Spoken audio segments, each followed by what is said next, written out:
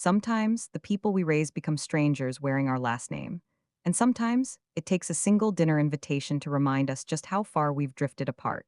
Linda Carter never thought silence could feel this heavy. The kitchen clock ticked loud enough to fill the emptiness of her small apartment, each second echoing the years that had quietly slipped away. She had finished folding the last of her scrubs, though she hadn't worn them in months. Retirement, people said, supposed to be peaceful. To Linda, it felt like being benched from the only game she knew how to play. Then the phone rang. She looked at the screen and froze. It was Ethan, her son. Her heart fluttered, equal parts joy and worry. Ethan rarely called unless he needed something, help with taxes, maybe, or to borrow a sentimental story for one of his networking speeches. But she answered anyway, mothers always do. Hey, Mom, he said, his voice smooth and efficient, like a man used to leading conference calls, not conversations with his mother. Ethan, oh honey, it's been so long, how are you? She replied, warmth instantly pouring through her voice. I'm good, busy as always. Listen, Madison and I want to take you out for dinner. There's something we'd like to celebrate. Linda blinked, unsure she'd heard right. Dinner with the both of you? Yeah, Ethan continued, his tone clipped, rehearsed. We made a reservation at Orelia's. You know, the new five-star place downtown. Linda hesitated. She had seen that restaurant in a magazine once, chandeliers shaped like tears, plates so beautiful you almost didn't want to eat off them. It wasn't the kind of place people like her went to, but if her son wanted her there, she'd go anywhere. That sounds lovely, she said softly. What's the occasion? There was a pause, a long one. Then Ethan's voice returned, lighter but strained. You'll see. It's important. Just be there at 7. And Mom? Yes, dear. Try to wear something nice. It's a formal place. The line clicked dead before she could reply. Linda stood still, phone pressed against her palm. Wear something nice. The words lingered like frost. She wasn't hurt, at least that's what she told herself. But something in the way he said it, so detached, so transactional, made her stomach twist. She turned to her closet. It was filled with years of modest living. Cotton blouses, comfortable shoes, and cardigans in every shade of patient care. In the far corner hung a dress she hadn't worn since her husband, Tom, was alive, a navy blue gown with a small pearl button at the back. She touched the fabric gently, remembering how Tom used to say blue made her eyes smile. That night, she tried it on. It fit a little tighter around the waist, but it would do. As she brushed her hair in front of the mirror, she caught her reflection, the silver strands, the tired eyes that had seen decades of hospital corridors, sleepless nights, and whispered prayers for little boy's future. A little boy who had once promised, Mom, when I grow up, I'll buy you the biggest house so you'll never have to work again. He had kept half that promise. She no longer worked, but the house, it was small, quiet, and empty.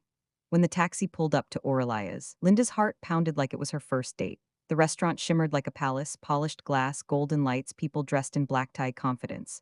For a moment, she thought of turning back, but a mother's love doesn't retreat easily. Inside, a hostess greeted her with the kind of polite smile that didn't reach the eyes. Good evening, do you have a reservation? Yes, under the name Carter, my son Ethan Carter. The hostess scanned the list.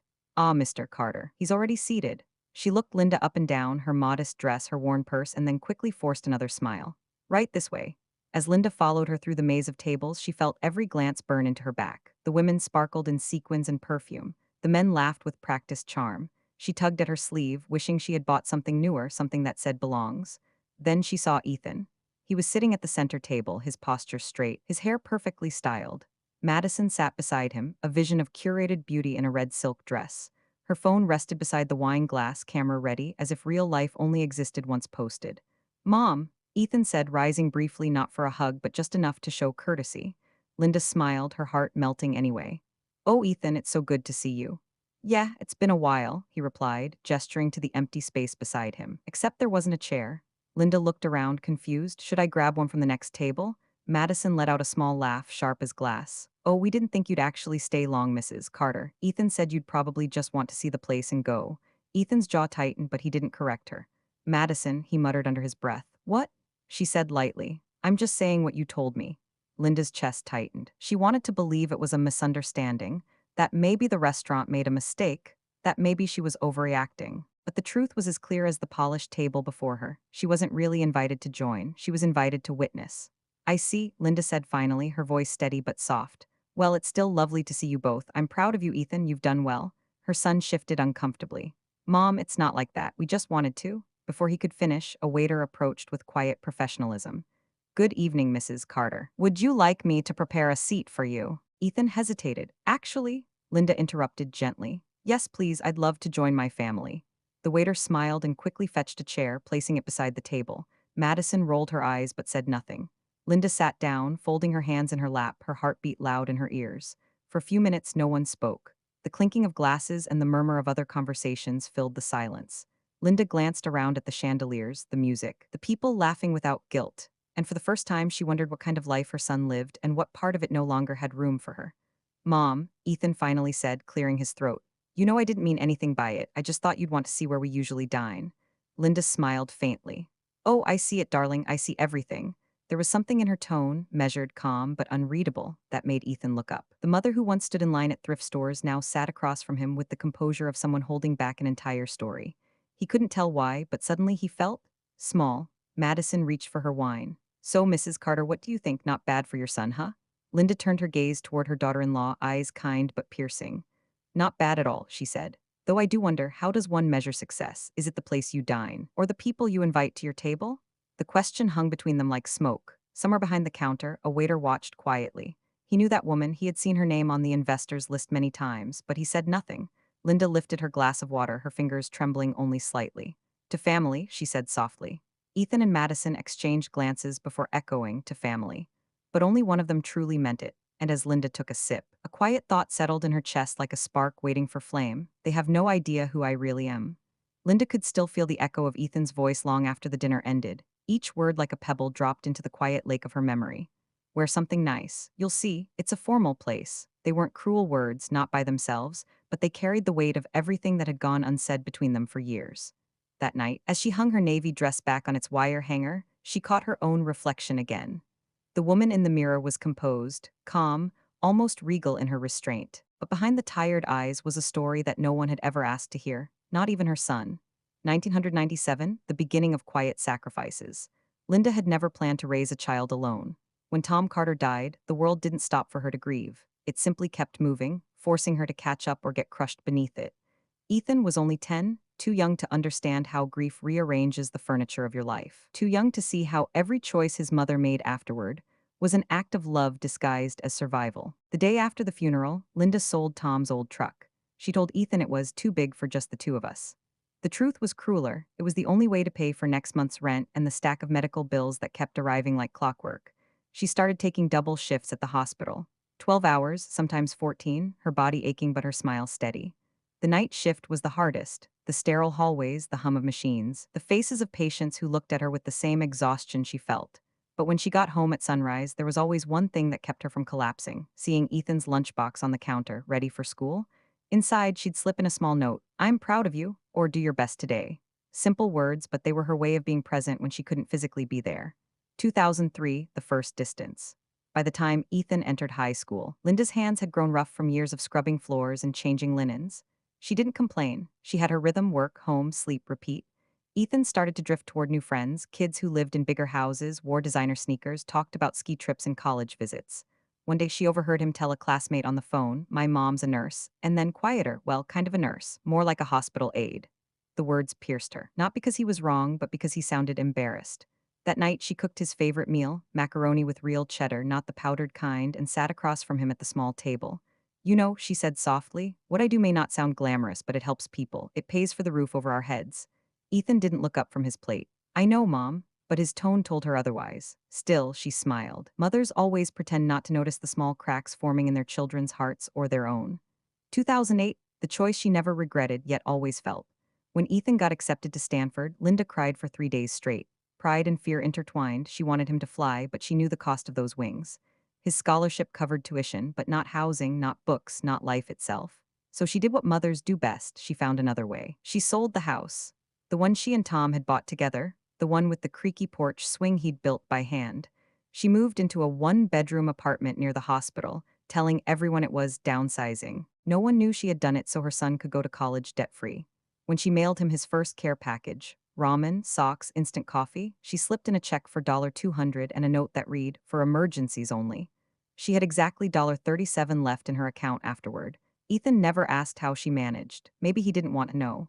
2012, the visit that changed everything. 4 years later, when she flew to California for his graduation, she was certain he'd finally see her as more than just mom. She imagined him introducing her proudly to his professors, his friends, maybe even a girl he loved.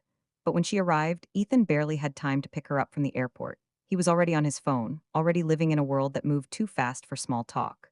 Sorry, Mom, the ceremony's at 10. We'll have to skip breakfast. That's fine, sweetheart, she said, smiling even as her stomach growled. After the ceremony, she watched him stand tall in his cap and gown, surrounded by people clapping, taking photos, promising each other the world. When he hugged her, it was quick, almost perfunctory. She held him a second longer than he did. That evening, he took her to dinner with his friends, a fancy place by the bay. The menu had no prices. When the check came, Linda instinctively reached for her wallet. Ethan laughed softly. Mom, don't worry about it. This is on me now. He said it with pride, but there was something else in his tone, pity. That was the night Linda realized her son no longer saw her as his foundation. He saw her as his past. 2018, the secret life she built. Retirement didn't sit well with her. Linda had never been good at sitting still, so she took the little she'd saved and invested it in something she understood, people and food.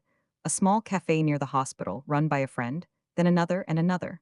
Slowly, quietly, she became the silent backbone of 3 restaurants. When her partner suggested expanding into fine dining, Linda hesitated. I'm not a businesswoman, she'd said. Her friend smiled. You're a survivor, Linda, that's harder. She learned contracts, margins, payroll, things her son would have been proud of if he'd ever asked. Within 5 years, she held majority shares in a restaurant chain. It was never about the money. It was about purpose, dignity, control.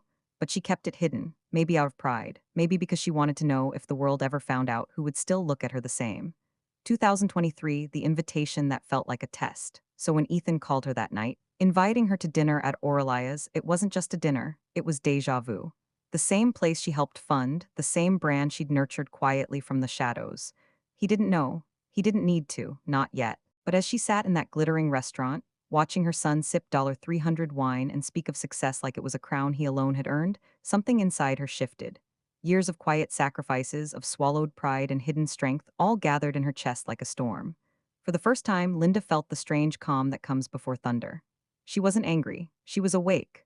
And though Ethan didn't know it yet, the dinner he had invited her to would be the night everything changed. Not just for him, but for both of them. Because Linda Carter had spent a lifetime being underestimated. And now, it was her turn to teach the lesson no classroom ever could. The glow of the restaurant was almost theatrical, like a stage where everyone was performing success. Linda stepped out of the taxi and paused beneath the tall glass arch of Aurelia's. The building pulsed with warmth and quiet clinks of silver against china. Inside, laughter danced between tables like expensive perfume. People walked with ease, dressed like their lives had never seen struggle. She adjusted the clasp on her small handbag, checked her reflection in the black glass doors, and walked in. The maitre d', a young man with slick back hair and a voice polished by elocution classes, looked up from his reservation list. His professional smile flickered ever so slightly when he saw her.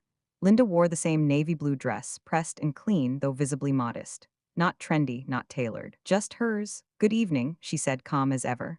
I'm here for a reservation under the name Carter. The man scanned the list, finger gliding until it stopped. Ah, yes, Mr. Ethan Carter, party of 4. 4? She asked. He didn't look up. Yes, ma'am, right this way. Linda followed, her heels clicking faintly on the polished wood floor. Each step felt like walking deeper into someone else's world, one where she didn't quite belong but had funded in silence. Tables blurred past her in a parade of elegance. Linen napkins folded like origami, champagne bubbling in tall flutes, couples holding hands across candlelight. She tried not to notice the glances, the quiet appraisals from women in couture and men in cufflinks. And then she saw him. Ethan sat at a round table at the center of the room. His back was straight, shoulders squared in the way only men trained for power carried themselves. His shirt was perfectly pressed, his hair sculpted to effortless precision. Next to him, Madison was aflame in a crimson dress, her blonde curls placed just so, her phone already angled toward the light, capturing her own beauty mid-laugh. The other 2 guests were a couple Linda didn't recognize, both young, sharp-featured, the kind of people who never had to wonder if they belonged in a place like this. Ethan looked up, eyes landing on his mother. A flicker of surprise passed through them. As if he hadn't fully expected her to come, he stood half-heartedly. Mom, you made it, Linda smiled. Of course I did, sweetheart. She stepped forward, arms slightly raised, expecting at least a polite hug. Instead, he motioned vaguely to the table. Everyone, this is my mother, Linda. Madison gave a tight-lipped smile. Hi, Mrs. Carter. Linda turned to the table and hesitated. There were only 4 chairs. She glanced at Ethan. Should I grab another chair? He scratched the back of his neck. Oh, I guess the hostess assumed. Madison, didn't you? Madison interrupted. We didn't know if you'd actually come, to be honest, so we just booked for 4. She sipped her wine with practiced indifference. But we're glad you made it. Linda's smile didn't falter, but her hands instinctively clasped in front of her. She stood awkwardly while the others remained seated. For a brief moment, no one moved. Finally, a waiter noticed the scene. Would you like me to bring a 5th chair, ma'am? Linda looked at her son. Ethan shrugged. Yes, she said softly. Thank you. As the waiter disappeared, Linda tried to catch Ethan's gaze, but he was already engaged in some anecdote about mortgage rates. The couple at the table laughed on cue. When the chair arrived, she sat down, smoothing her dress. She could feel the chill, not from the air conditioning, but from the way no one quite turned toward her, like she was a guest at a party she wasn't invited to. Ethan eventually spoke to her directly. So, Mom, what do you think of the place? Linda glanced around. It's exquisite, beautiful lighting. We come here often, Madison added, stirring her cocktail. It's a bit exclusive. Reservations are booked 3 months out unless you know someone. She knows someone, the woman across from her said, smirking. Linda nodded. I do actually, very well. Ethan looked surprised. Really? Yes. Her tone was even, offering nothing more. Conversation resumed around her. Cryptocurrency, vineyard retreats, destination weddings.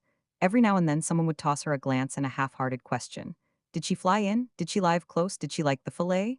She answered politely, never interrupting. But the distance grew with every passing course. Then came dessert. As the plates arrived, delicate towers of meringue and gold-dusted chocolate, Madison leaned toward Ethan and whispered something behind her hand. He chuckled. Linda heard it. She always heard everything. Something funny? She asked, her voice calm. Ethan shifted.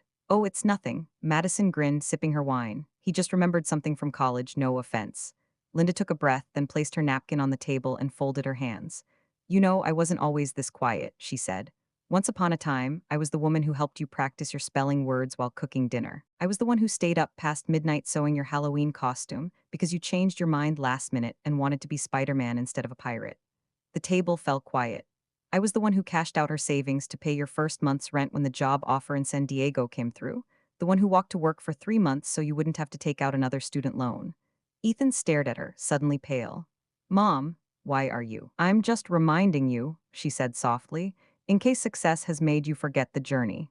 A beat of silence stretched across the table. Then she looked up at the waiter, who had been standing a few steps away the whole time. Would you mind letting Mr. Caldwell know I'm here tonight? The waiter blinked. Of course, ma'am. Madison frowned. Who's Mr. Caldwell? The general manager, Ethan said quickly. Why? But Linda didn't answer. She simply leaned back in her chair, her expression unreadable. For the first time that evening, Ethan looked uncertain. As if the woman sitting at the table, his own mother, had become a stranger with secrets. The waiter vanished toward the back of the restaurant with quiet urgency. At the table, wine glasses paused midair. Laughter had evaporated. Even the ambient jazz music piping through the speakers seemed to dim as something unspoken shifted in the room. Linda didn't say much. She didn't need to. The subtle command in her voice had unsettled Ethan, though he tried to recover by forcing a chuckle. Mom, you don't need to get the manager involved. It's just dinner. We're here to celebrate, he said, smiling tightly as if trying to pull the conversation back into safer waters. What exactly are we celebrating? Linda asked, folding her hands on her lap. She already knew the answer, but she wanted to hear the story her son had prepared, the version where she was merely an audience, not a participant. Ethan cleared his throat. I got promoted, regional vice president. Madison and I just closed on the new condo in Westwood. We thought it would be meaningful to bring you here to show you the life we've built. Built, Linda echoed. The word tasted strange in her mouth. Madison chimed in, her voice syrupy. We really wanted you to see how far Ethan's come. You know, inspire you to enjoy life more. You deserve to treat yourself better, Mrs. Carter. Condescension was barely masked. Linda turned her gaze to the velvet-lined walls, the shimmering light fixtures, the way the servers moved like dancers on cue. This was their version of better. She wondered what they'd think if they knew who actually signed the lease on this space. Before she could respond, a familiar voice cut through the tension. Mrs. Carter, said Mr. Caldwell, the general manager. He approached the table with careful formality, his silver tie perfectly centered, his expression unreadable. What a pleasure to see you again. Ethan blinked. You too know each other? Linda smiled. We've met on several occasions. Is everything to your satisfaction tonight? Caldwell asked, directing the question not to Ethan or Madison or their well-groomed guests, but to her. It's been enlightening, she replied with calm grace, but there is something I'd like your help with. Caldwell gave a slight nod. Of course. Linda turned toward her son and daughter-in-law, her voice still soft but now laced with iron. You asked me to come tonight so I could witness your world, Ethan. You didn't invite me to celebrate with you. You didn't make space for me, not just at the table but in your life. Mom, Ethan began. No, she said, let me speak. There was no anger in her voice, only history, only truth. I raised you on overnight shifts and leftover hospital coffee. I sewed your shirts and sold my wedding ring when Stanford raised your tuition. I built a life where you could climb, and I never asked for applause. She took a breath, steady and deep. But tonight, in front of strangers, you reminded me I don't belong, not just here, but in your definition of success. A hush fell over their table. Even the diners nearby began to quiet, sensing the ripples of something deeper than discomfort. Madison, flustered, leaned forward. Mrs. Carter, you're reading too much into this. We thought it would be inspiring for you to see a different standard of living. Ethan worked so hard. I know exactly how hard he worked, Linda said, eyes narrowing. Because I worked twice as hard to make sure he could. But you've both confused polish with value, image with worth. And tonight you tried to measure me by a yardstick I helped build. Caldwell cleared his throat gently, offering a small envelope. As you requested, ma'am. Linda took it and slid it across the table toward Ethan. He stared at it like it was radioactive. What is this? He asked. Open it. Madison reached for it, but Ethan beat her to it. His fingers hesitated on the seal. The others at the table watched, a strange silence thickening in the air. When he unfolded the paper, his eyes scanned the text. His mouth opened, then closed again. Confusion gave way to disbelief, then to something close to fear. It's a deed, he said quietly. You own this restaurant? Linda nodded. 51% actually, along with 4 others. You've got to be kidding, Madison breathed. You this, no way. I've invested wisely over the past 15 years, Linda replied. While you assumed I was clipping coupons and counting out coins, I was building something, not because I needed to prove anything to anyone, but because I wanted to leave a legacy. She looked Ethan in the eye. I just never expected the legacy would have to include reminding my own son of who his mother is. He was pale now. Why didn't you tell me? Linda tilted her head. Would it have changed the way you treated me? The question landed hard. Caldwell stepped back discreetly. Ethan's friends had suddenly discovered their wine glasses and avoided eye contact. A couple at the next table had stopped pretending not to listen. Mom, Ethan started, his voice quieter, cracked at the edge. We didn't mean to offend you. I thought you'd like this place, that you'd be proud of me. I am proud of you, Linda said. But pride isn't unconditional. It's earned, the way you spoke to me. The way you made me feel like a prop in your performance tonight. It hurt. Madison was blinking fast now, as if trying to reset the scene. But if you have money, why live like you do? Why act like you're one of them? Linda's smile returned, but this time it was the smile of a woman who knew exactly what she was doing. Because, she said, I wanted to see who would still respect me when they thought I had nothing. She stood then, slow and steady, smoothing her dress like armor. The room followed her movement, a ripple of quiet reverence moving from table to table. The air was thick with the gravity of what had just happened. Ethan rose, unsure of himself, reaching out as if to grab something he couldn't see. Mom, please don't leave like this. I'm not leaving, Linda said, eyes steady on her son. But I am reclaiming my place, not just at this table, but in your life, whether you're ready or not. And then, turning to Caldwell with effortless dignity, she added, I'd like the check sent to me, and make sure the staff is tipped generously tonight. They've served us with more respect than I received from my own family. Caldwell nodded with a slight bow. Of course, ma'am. As Linda walked away from the table, the silence said more than any argument could. She hadn't raised her voice once. She hadn't needed to. And for the first time in his life, Ethan Carter felt truly small, not because his mother was poor, but because he had treated her like she was. For a moment, the restaurant held its breath. The air was thick, trembling with whispers and disbelief. Forks hovered midair, waiters slowed their steps, and the dim golden light seemed to bend around the woman who now stood at the center of the room. Linda Carter didn't look like someone who owned half of Oralia's. She didn't need to. Confidence has a way of filling space, and hers poured through the restaurant like sunlight through stained glass. Quiet, dignified, undeniable. Caldwell gestured discreetly toward the front of the room. Would you like me to make an announcement, ma'am? Linda shook her head. No, I think I'll handle this myself. He nodded and stepped aside, watching her with the kind of respect that can't be bought, only earned. Linda turned back to the table where her son and his friends sat, frozen in a tableau of privilege suddenly stripped bare. Ethan's fingers fidgeted with the corner of the deed, still lying on the table like a confession he didn't know how to read. Madison's red lips parted, but no sound came out. Mom, I don't understand, Ethan stammered. Why didn't you tell me any of this? You're wealthy, you own this place, you've been living like. Like what? Linda asked. Voice calm, like someone who remembers where she came from? Ethan swallowed. Like someone? Who doesn't have to. Linda exhaled softly, her gaze sweeping the room. All around, people were watching now, diners, waiters, even the pianist by the corner. But she didn't mind. Some truths deserved an audience. She placed her hand gently on the back of her chair, anchoring herself before she began. You want to know why I live simply? Why I didn't tell you? Her tone shifted, not angry, but heavy with something far deeper, fatigue. It's because I wanted to see if success had made you kind or blind. Ethan flinched. You see, she continued, money was never the goal. Survival was, dignity was. After your father died, I learned that wealth doesn't guarantee goodness. It just amplifies what's already there. And I needed to know what kind of man my son had become. Madison crossed her arms, defensive. You make it sound like we're villains, Mrs. Carter. We just live differently. Differently? Linda tilted her head, eyes sharp but sorrowful. I was invited here tonight, but there wasn't even a chair for me. That's not different, Madison, that's deliberate. Madison flushed. Ethan shifted uncomfortably, glancing around as if hoping the crowd would vanish. You wanted to celebrate, Linda said, her voice steady. But celebration means nothing if it costs someone else their dignity. She turned to Caldwell. Do you remember the day we opened this restaurant? The manager nodded immediately. Of course, ma'am. You told us something I'll never forget, you said. No matter how fine the linens or expensive the wine, everyone who walks through these doors deserves to be treated with grace. A faint smile touched Linda's lips. Yes, because I knew what it felt like to walk into places where people looked at me and saw less. I swore no one would ever feel that way in my restaurant. Her words rippled through the room like a soft wave. Several guests lowered their eyes, humbled by the quiet conviction in her tone. Ethan leaned forward, desperate to find footing. Mom, please, I made a mistake. I didn't mean. Didn't mean what? She interrupted, not cruelly but firmly. Didn't mean to humiliate me. Didn't mean to treat your own mother like a piece of your past you'd rather forget. Tears welled in her eyes, though her voice never wavered. You think because I wear simple clothes and live in a modest apartment, I'm less than you. But I chose this life. You didn't even ask why. Ethan opened his mouth, but no words came. I kept my success private, Linda continued, because I wanted to see whether love could exist without price tags. I wanted to believe that the boy I raised, the one who cried when he broke a window because he thought it would make me sad, still lived inside the man standing before me. Her voice cracked slightly, but she pressed on. But somewhere between ambition and applause, you forgot that kindness is the first mark of true success. The restaurant was silent. Even the pianist had stopped playing.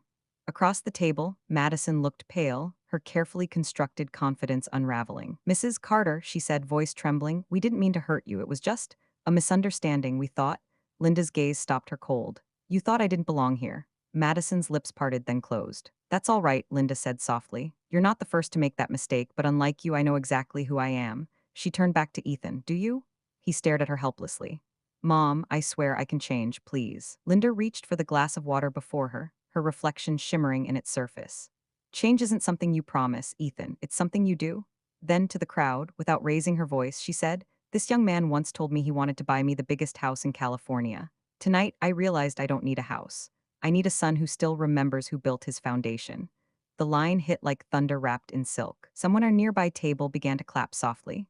Then another. Within seconds, the room filled with applause, not the raucous kind that follows spectacle, but the reverent rhythm reserved for truth. Ethan lowered his head. Linda took a slow breath, the weight of years easing just a little from her shoulders. She had spent half her life being invisible so her son could shine. Tonight, the balance shifted. She looked at Caldwell. Please arrange a private room for my son and me. We still have more to discuss. Yes, ma'am, he said, bowing slightly. As Caldwell walked off, Linda placed her hand on Ethan's shoulder. For a brief second, the crowd vanished. The restaurant, the stairs, the whispers, they all fell away. It was just mother and son again, standing on opposite sides of a chasm they'd both helped dig. Ethan, she said quietly, you invited me here to show me your success, but tonight you've seen mine. The question is, what will you do with it? Ethan looked up, eyes glistening. Mom, I don't know where to start. Start, Linda said gently, by listening. And as Caldwell returned to lead them toward the private suite, the murmur of the restaurant rose again, but this time it wasn't gossip, it was respect. Linda walked beside her son, not behind him. For the first time in years, he followed her lead. The private room was quiet, elegantly understated. No chandeliers, no bustling waiters, no audience. Just a linen-covered table, a soft overhead light, and two chairs. Finally, a space where mother and son could meet as equals.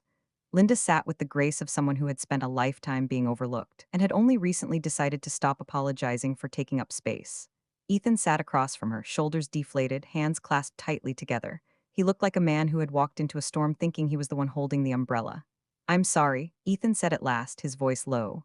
I didn't mean for tonight to become that. Linda studied him for a long moment, her expression unreadable. You meant to impress me, I know that, but Ethan, when did you stop wanting to understand me? He opened his mouth, then closed it again. She leaned forward, her voice gentle. Do you want to know how I built this place, why I hid it from you? Yes, he said quickly. I want to know everything. I should have asked a long time ago. She gave a small nod. Then listen, not as a banker, not as someone trying to fix the narrative. Listen as my son. He did, 2010 rock bottom. I was 36 when you went off to college, she began. And I felt like I had lost the one thing that gave me purpose. You were gone, your father had long passed, and the hospital was cutting back on staff. I went from full-time to per diem overnight. One day I had a routine, the next I had no shifts, no benefits, no backup plan. Ethan winced. You never told me. You were at Stanford, she said simply. How could I? She looked at her hands, hands that had once wrapped sandwiches in napkins and signed field trip permission slips. I applied for jobs, took night shifts cleaning office buildings. I sold the last of your father's tools for grocery money, but then something changed. What happened? I walked into a small diner on 7th and Jackson, not to eat. I was looking for work. The owner, Mrs. Lou, was in her 60s, running the whole place by herself. She needed help. I didn't have a resume, just tired eyes and ready hands. She smiled faintly. Mrs. Lou paid me under the table at first. I washed dishes, cleaned the floors, took out the trash, but I watched, listened, learned. I memorized the menu, noticed which dishes sold best, figured out how she handled invoices, suppliers, taxes. I learned everything I could quietly.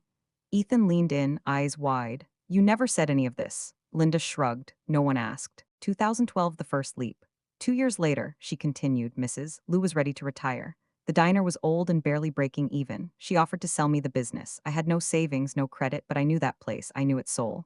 She paused. So I cashed in the life insurance policy I'd kept in your father's name. It wasn't much, $48,000. I bought the diner and got to work. You risked everything? Ethan asked. Stunned, I already had, she said. What else was there to lose? For the first time, Ethan saw something in his mother he'd never truly grasped, her steel. Her quiet resilience had always looked like meekness from the outside, but it was anything but.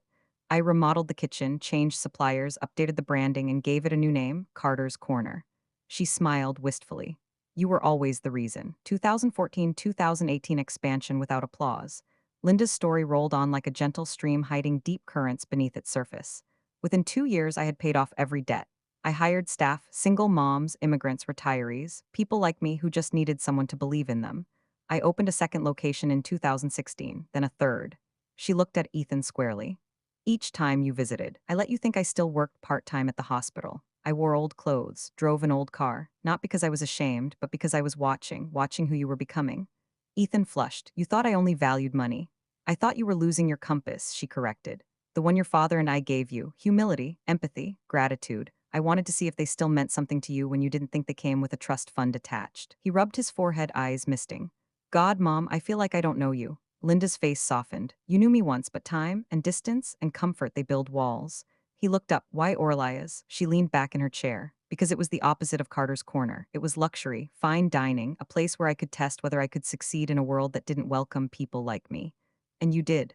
I did, she nodded. But not alone. Caldwell?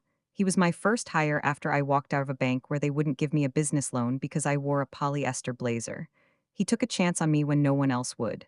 The point of it all. Ethan stared down at his hands. All these years, he said, I talked about networking, entrepreneurship, climbing ladders, and you were building empires in silence. I wasn't building empires, she said gently. I was building proof that resilience matters, that hard work deserves dignity, that you don't have to look powerful to be powerful. And I humiliated you tonight, he whispered. Linda didn't answer right away. She watched him, the man he had become, the boy he had been, the bridge between them only now being rebuilt. You reminded me that silence can become dangerous, she said at last. That when we stop telling our stories, people start assuming their own. Then she leaned forward. But Ethan, I'm not angry anymore. I'm just tired of being unseen. His voice broke. I see you now, Mom. I do. A long pause then. Do you forgive me? She reached across the table and took his hand, worn fingers, soft grip, endless strength. Forgiveness isn't a transaction, she said. It's a process. And if I want to earn back your trust. Her smile was sad but real. Then we begin with the truth and time, and maybe, she added, squeezing his hand gently, you can come by Carter's Corner next weekend. I still serve the Saturday breakfast shift, pancakes, no linen tablecloths, just real people, real conversations. He nodded, eyes shining. I'll be there. The silence that followed their conversation hung thick in the air, less awkward, more reverent now. Ethan sat with his back slightly hunched forward, his expensive watch glinting dimly under the soft light. It looked out of place in this room, just like he had looked out of place in her life for years. Linda glanced toward the leather-bound portfolio Caldwell had discreetly left on the corner of the table. She had instructed him earlier in the week, long before the dinner was planned. She didn't know what form tonight would take, but she had known the storm was coming. She reached for the folder slowly, with the calm deliberateness of someone about to rearrange the future. Ethan, she said softly, do you know what a testament is? He blinked. A will, that's one meaning, she said, flipping the folder open. But the older meaning, the one they used in scripture, it means a declaration, a covenant, a line in the sand between what was and what will be. She turned a page, her finger gliding across printed text. Her voice remained gentle, but it no longer carried the tremor of someone asking to be seen. It held the weight of a woman reclaiming her story. This is my testament, she said. My new will. Ethan tensed. Wait, I didn't know you had a? You never asked, she said simply. Just like you never asked how I lived, how I worked, how I gave. He lowered his gaze. I had you in my previous will, she continued.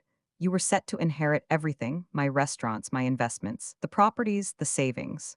But over the last few years, I began to wonder, if I gave you everything now, what exactly would I be rewarding? Ethan was silent. I watched you climb and I was proud, she said.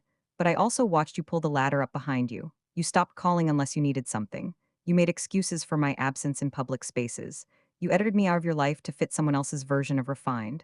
And tonight you invited me to a celebration but forgot to offer me a seat. He flinched, visibly. Linda turned the will around and slid it across the table toward him. So I rewrote it and I added conditions. He blinked. Conditions. She nodded. A year, that's all I ask. A year to show me that the son I raised still lives somewhere beneath the man you've become. She tapped the document with her nail. There are 6 conditions. If you meet them honestly, everything comes back to you: businesses, wealth, property. But if not, it all goes to charity and to the employees who have treated me with more love and dignity than my own blood. Ethan stared at her, stunned. You can't be serious. I am, dead serious. She said, the phrase landing heavier than usual. His voice was tight now. What are the conditions? Linda folded her hands and leaned back. Listen carefully. Condition 1. You will move out of your luxury condo and live in a modest one-bedroom apartment. I've already arranged one in Glendale, same size and same street as the one I lived in while raising you. You will live on a budget of $1,500 a month. Ethan opened his mouth, but she held up a hand. This isn't punishment, it's perspective.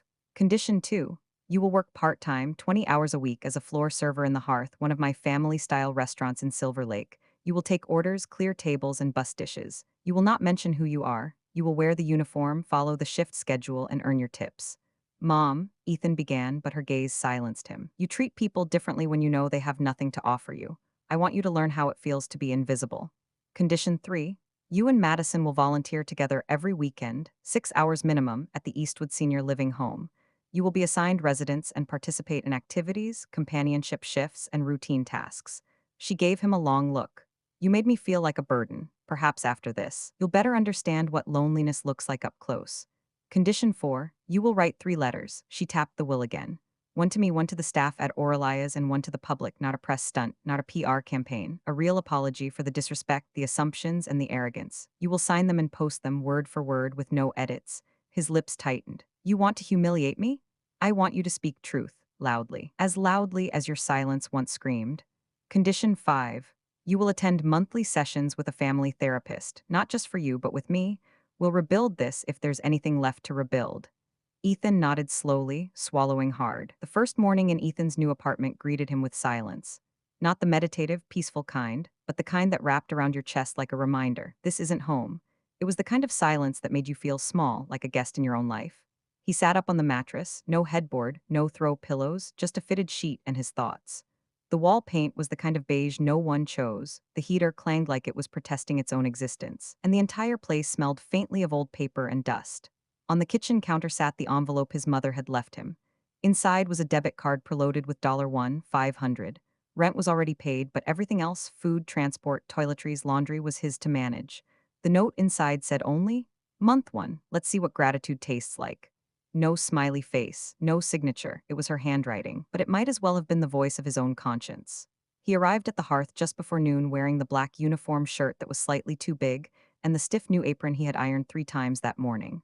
The name tag read Ethan, as if that single word could capture the awkward collision between the man he had been and the role he was about to play. The manager, Rebecca, handed him a tray and said, Section 3. If someone's water glass is less than half full, it's already a problem, go. By the end of the shift, his feet ached like he'd walked cross-country.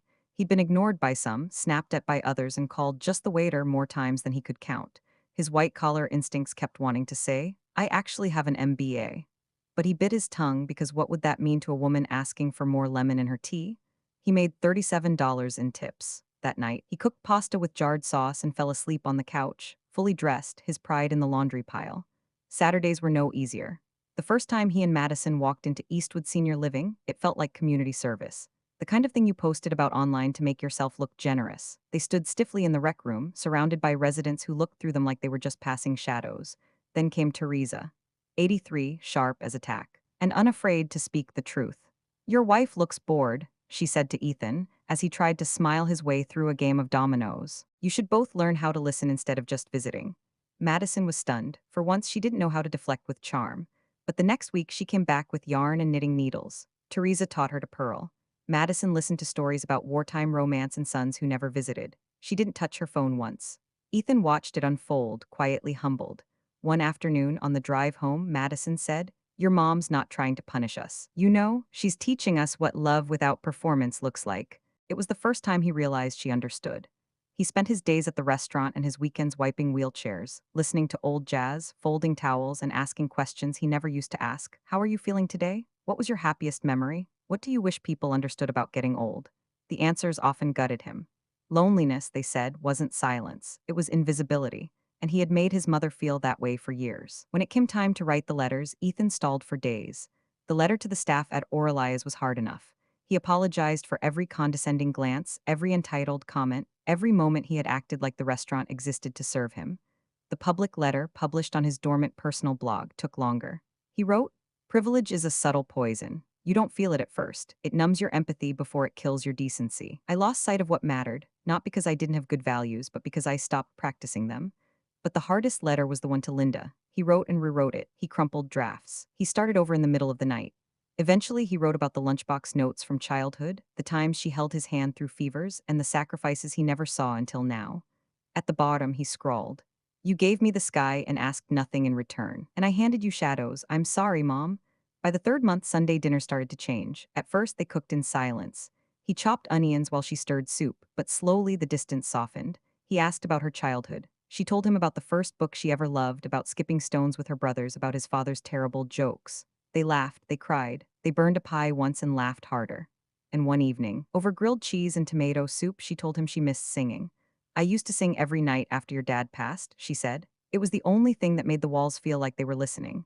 "Why'd you stop?" he asked. She looked at him with a gentle smile. "Because I didn't think anyone else was." By the fifth month, he was no longer watching the clock at work.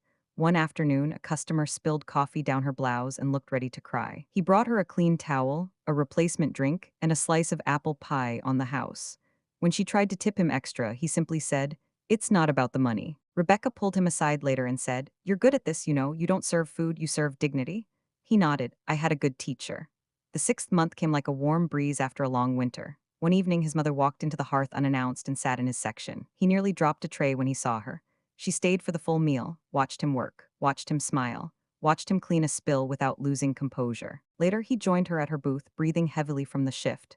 "You've changed," she said. He shrugged. "Maybe I just remembered who I used to be." She looked at him for a long time, as if seeing her little boy behind the lines on his face. "You never asked about the inheritance," she said. He smiled. "Because somewhere in month 3, I stopped caring about what I'd get. I started caring about who I am." Her eyes glistened. "Then maybe it's time." He leaned. "Time for what?" Her smile was quiet but full of something he hadn't seen in years. "Time for you to come home." The sun was setting low when Linda Carter set the table for 3. She smoothed the old cloth napkins she'd kept folded in her drawer for years, the ones she had once reserved for holidays, back when dinner felt like a ritual and not just a necessity. The plates were simple, white porcelain, no gold rim, no linen runners or ornate candle holders, just the quiet comfort of familiarity. This wasn't about presentation. This was about presence. She poured herself a glass of water, lit a small tea light, and placed a loaf of warm rosemary bread in the center of the table. It filled the apartment with the kind of scent that brought back every memory of late-night baking during exam weeks, of grilled cheese sandwiches on rainy days, of soup in silence when words were too heavy. It was the first time in years she had set the table not as a habit, but with hope. The knock came at 6:00 sharp. She opened the door and there stood Ethan, freshly showered, a casserole dish in hand, and something else on his face she hadn't seen since he was a teenager sneaking back into the house after curfew. Humility. "I brought lasagna," he said. "The noodles fell apart, but I followed your recipe." She smiled. "That's how you know it's authentic." He stepped inside and hesitated just a moment before kissing her cheek. She accepted it, but her eyes still watched him with quiet precision. Behind him came Madison, no designer dress, no curated glow. She wore a plain sweater, her hair tied back. In her arms was a bottle of olive oil wrapped in brown paper. "For the pantry," she said, "and for starting over." Linda raised an eyebrow. "Starting over takes more than olive oil." "I know." Madison said softly, "but it's a first step." They sat down together, awkward at first, adjusting to the smallness of the space. In the corner was a framed photo of Ethan at 10 years old, missing his front teeth, holding a soccer trophy with both hands and beaming with innocent pride. Ethan noticed it and smiled. "Remember that day?" he said. You made pancakes with whipped cream for dinner. Linda nodded. You just lost the game 6-1. I told you the trophy wasn't for winning, it was for trying. He looked at her. I think I forgot that lesson somewhere along the way. The meal was quiet at first. They passed the bread, served the salad, ate slowly.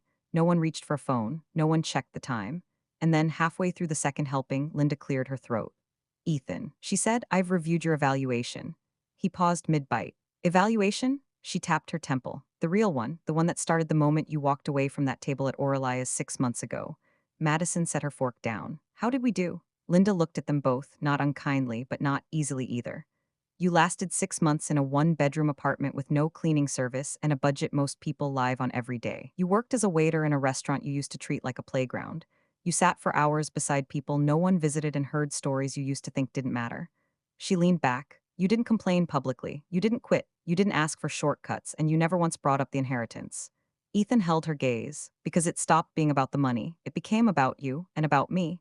Linda studied him, then turned to Madison. I underestimated you, she said. You've grown. Madison blinked, surprised. Thank you, I didn't expect. Kindness. Linda shook her head. This isn't kindness, this is clarity. You don't earn your way back into someone's heart with grand gestures. You do it with consistency, with humility, with effort. Ethan took a breath. So, where do we stand? She reached beneath her chair and brought out a familiar leather folder, the same one from that night. She placed it on the table and opened it. Inside were two sets of documents. This, she said, pointing to the first, is the active will. It still names charities and employees as the beneficiaries. It reflects the last 5 years of distance, of pain, of absence. Then she tapped the second. And this is a draft. It reflects the last 6 months. It returns the estate to you, but not unconditionally. There are clauses. What kind of clauses? Ethan asked. Linda smiled faintly. The kind that hold people accountable to the values they claim to live by. You will continue working with people, serving them, giving to them, not because you need to prove anything, but because it changes you. He nodded slowly. I want that. She looked at him long and hard. You say that now, but wealth is seductive. Comfort makes people forget, and I'm not handing you power to become who you were. He leaned forward. I won't forget again. I hope you don't, she said, because the moment I sense you've returned to arrogance, to distance, I will revoke everything. I don't care what lawyers say. My love isn't conditional, but my trust is. Madison cleared her throat. What about me? Linda turned to her. You've shown growth. You listened. You served. You sat with pain instead of posting around it. That counts. Madison whispered, thank you. Linda folded the folder closed. I'm not promising you a fortune. She said, I'm offering you a seat at this table. As my family, the rest, we build together. Ethan blinked back tears. Mom, do you still think of me as your son? She smiled. You never stopped being my son, Ethan. You just stopped acting like it. He stood and walked around the table. This time he didn't ask for permission. He just wrapped his arms around her tight, desperate, real, and she hugged him back, full and unguarded. After a long moment, she pulled back and looked him in the eyes. Welcome home, she said. Let's eat. And this time, when they sat down again, they were no longer strangers. They were a family flawed, tested, but finally present. 2 weeks after the dinner that brought them back together, Linda and Ethan stood side by side in her modest kitchen, drying dishes in quiet rhythm. There was something unspoken between them now, a comfort that didn't need to be announced. For the first time in a long while, Ethan wasn't calculating the next move. He wasn't trying to say the right thing or prove his worth. He was simply there, present, at ease. The windows were open, letting in the scent of evening jasmine. From the living room, a Billie Holiday record played softly. Madison sat curled up on the couch, knitting with one hand and holding a cup of peppermint tea in the other, a new calmness in her posture. Linda placed the last plate in the rack, then turned to Ethan, drying her hands on a kitchen towel. Come with me, she said. He followed her into the small study, a room he hadn't been inside since high school. It still held the old bookshelf, the armchair with frayed arms, and the wooden desk where he had once struggled through algebra while she coached him patiently through each formula. She opened the desk drawer and pulled out a thick manila envelope. I've been holding onto this for a long time, she said, not because I was unsure of what to do with it, but because I was unsure of who I was doing it for. Then looked at her confused but listening. Linda placed the envelope on the desk and gestured for him to open it. Inside were 5 bound documents, each one labeled with the name of a restaurant: The Hearth, Carter's Corner, Oralia's Olive and Vine, The Lantern. Alongside them were property deeds, bank statements, trust paperwork, and a thick packet labeled Beneficiary Designation Final Draft. His eyes widened as he flipped through the numbers. Revenue, net worth, equity stakes. This is, he exhaled, stunned. Mom, this is more than I imagined. It's a full empire. Linda chuckled softly. Hardly an empire, but enough to change your life, enough to ruin it too if it lands in the wrong hands. That's what I've feared. Ethan looked up, speechless. You thought this was about punishing you, she said. It never was. This has always been about legacy, not just financial, but moral. She sat down in the chair by the desk, her voice low but steady. I've seen what money does to people. I've seen good men become hollow and kind women become cruel because they let numbers define their worth. That's why I lived the way I did. Simple, humble, not because I had no options, but because I needed to remember who I was and I needed to know who you were without the scent of inheritance clouding your eyes. Ethan looked down at the trust documents again. And now? Linda folded her hands in her lap. Now, I see a man who has knelt beside the elderly and wiped their tears. A man who learned to listen more than speak, who served food and swallowed pride, who looked his mother in the eye, not with shame or superiority, but with gratitude. She paused. So yes, the will is changing. You'll inherit the businesses, the properties, the accounts. His eyes flickered. All of it? Most, she said. The rest will go to the employees, to the communities we've served, and to a foundation I've created in your father's name to fund single mothers who want to open small businesses. Ethan smiled through the tears beginning to gather in his eyes. He would have loved that. He would have, Linda said, and he would have been proud of you today. She leaned forward and placed a hand over his.